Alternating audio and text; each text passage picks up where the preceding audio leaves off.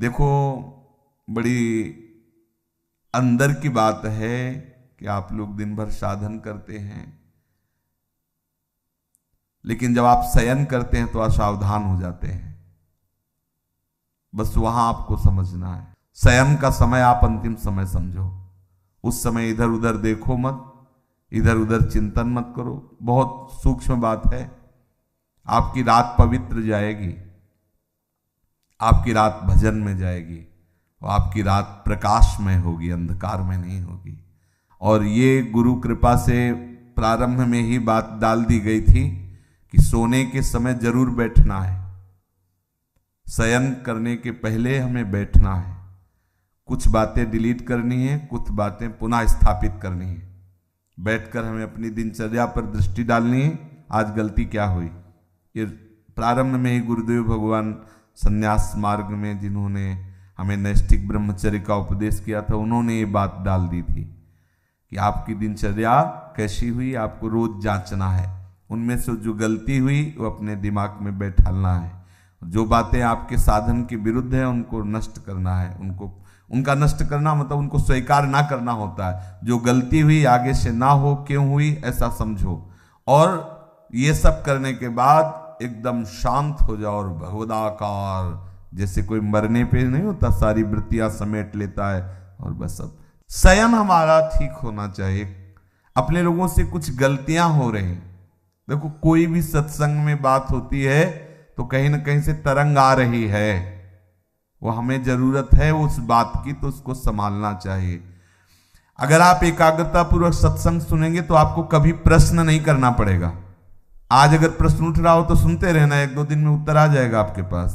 वो तरंग आएगी, वो आपसे वही प्रसंग हटके आ जाएगा, एकदम प्रसंग से हटकर वो बात आ जाएगी।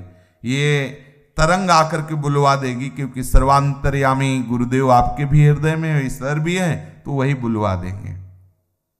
कुछ साधक क्या करते हैं, प्रमाद स्थिति करते हैं कि जैसे दिन भर सेवा परिचर्या या जो भी गृहस्थ हो या विरक्त हो, अब रात्रि के समय वो समझते हैं कि अब सोने जाना है, थोड़ी देर मनोरंजन कर लेते हैं।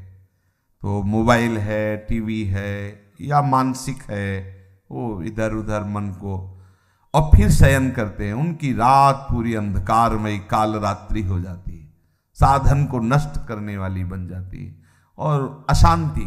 सुबह वो निरुत्साहित उठते हैं, सुबह वो खोए हुए उठते हैं, सुबह वो अपने को अधूरा पाते हैं, उत्साहहीन। अब वो केवल बनावटी रह जाता है, आंतरिक खोखले हो जाते हैं। इसलिए आप रात्रि को संभालिए, रात्रि को संभालिए। शयन के समय आप बहुत सावधान रहिए, तो सुबह आपका संभल जाएगा।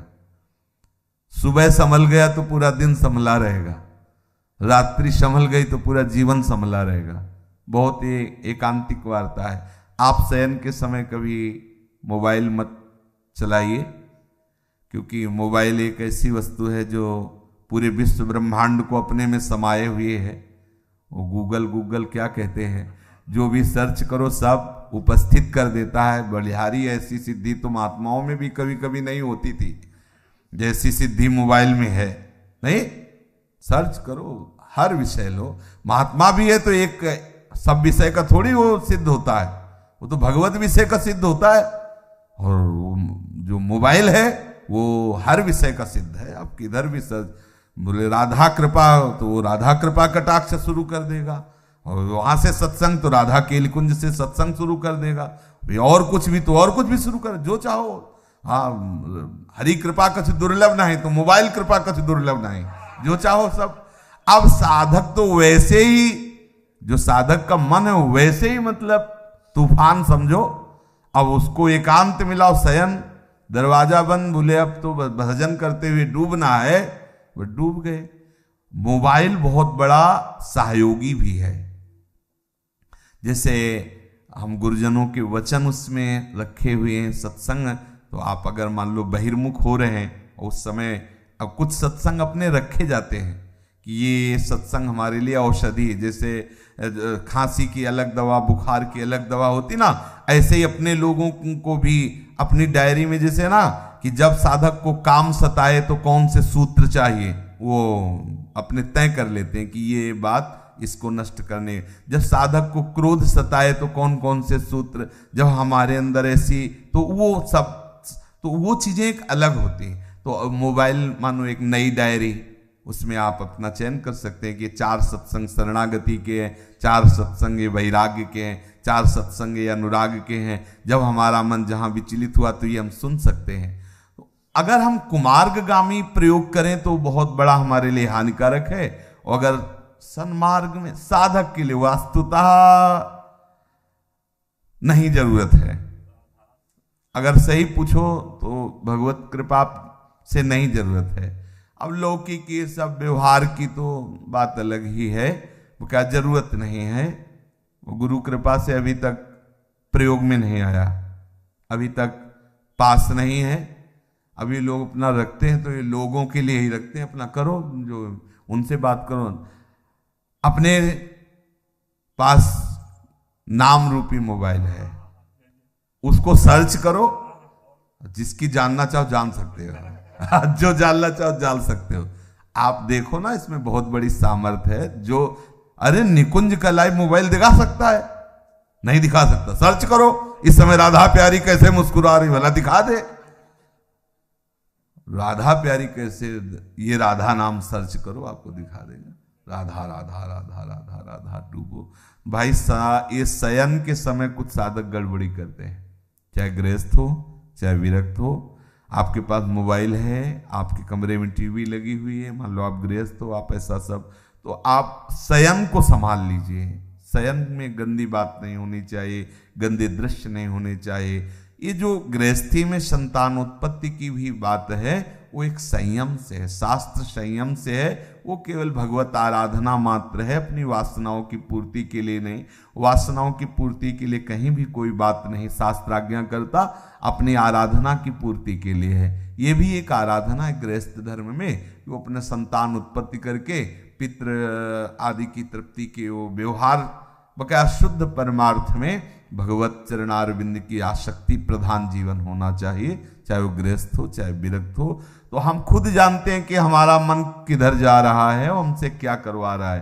ये प्रार्थना है सब साधकों से, विनम्र प्रार्थना है कि आप अगर एकांत में ऐसा कुछ दृश्य देखते हो, ऐसा कुछ करते हो, तो आप ना करें। ये नियम ले लीजिए कि मोबाइल जब शयन करने जा रहे हो तो उसके पहले ही उसका स्विच ऑफ कर दीजिए। ज्यादा बातचीत भी किसी से मत रखिए, जितनी आवश्यकता है। तो ये यंत्र है, बस 2 शब्दों का उत्तर हाँ ना या कोई बात है। कुछ लोग ऐसे होते हैं कि वो घंटों ऐसे ही लगाए रहते हैं। साधक कैसे बात करेगा इतनी देर, कैसे बात कर सकता है? उसका तो चिंतन छूटेगा। हाँ ना में उत्तर दे लो, चलो कोई अगर व्यवहार के लिए आपके पास यंत्र है। लेकिन किसी किसी को देखते थे चिपके ही रहते हैं इसमें मोबाइल में। हाँ, और क्या ये है? छोड़, नाम जप कर, भगवत चिंतन कर, लीला कथा में डूब, ये क्या और उसमें लगे हुए है। हाँ, सावधान रहिए इन यंत्रों से। जितना हमें आवश्यक हो, वैसे बिल्कुल आवश्यक नहीं है, लेकिन आवश्यक हो। आप दूर देश में रहते हैं, दूर रहते हैं, भगवत कथा आदि के लिए नाम न छूटे।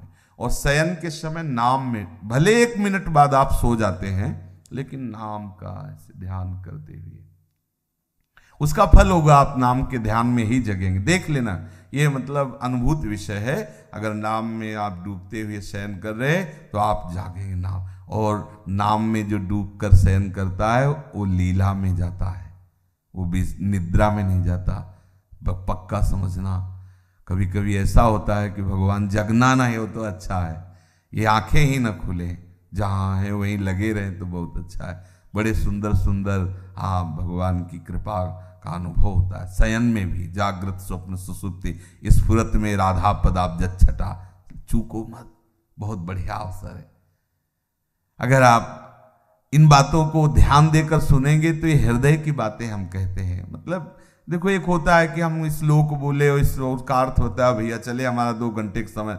हमारा केवल यही उद्देश्य है, आप सुलझ जाओ, हम आप सुलझ करके अपने प्रभु के मार्ग में सच्चाई से चलें, सच्चाई से प्रभु को पुकारें और ये जीवन लाडली लाल के चरणों में अर्पित हो जाए। इतने ही उद्देश्य। अपने लोग ना विद्वान है और ना अपनी कोई दिनचर्या में वो है कि भाई प्रवचन करना है। अपने हृदय की बातें आपस में कर लेते हैं और सुलझ जाते हैं और प्रिया प्रीतम तक चलते हैं। बस बात इतनी है, यहाँ की जो चर्चा है ना, बस वो इतनी है कि हम आपस में समझें कि हमारी गलतियां कहाँ हो रही, हमारे भजन में त्रुटि कहाँ हो रही, हमारा भजन का जो प्रभाव है वो हम पे लागू क्यों नहीं हो रहा है। हम सावधानी पूर्वक अगर चलें तो बहुत जल्दी हम परमानंद में डूब जाएंगे। ये जहाँ जहाँ हमारा मन जा रहा है वहाँ वहाँ से हटाना होगा, हमें प्रिया प्रीतम के नाम बल से प्रिया प्रीतम में लगाना होगा। और एक दिन ऐसा आएगा कि लग जाएगा, और जब लग जाएगा तो हटेगा नहीं। श्री राधा वल्लभ लाल की।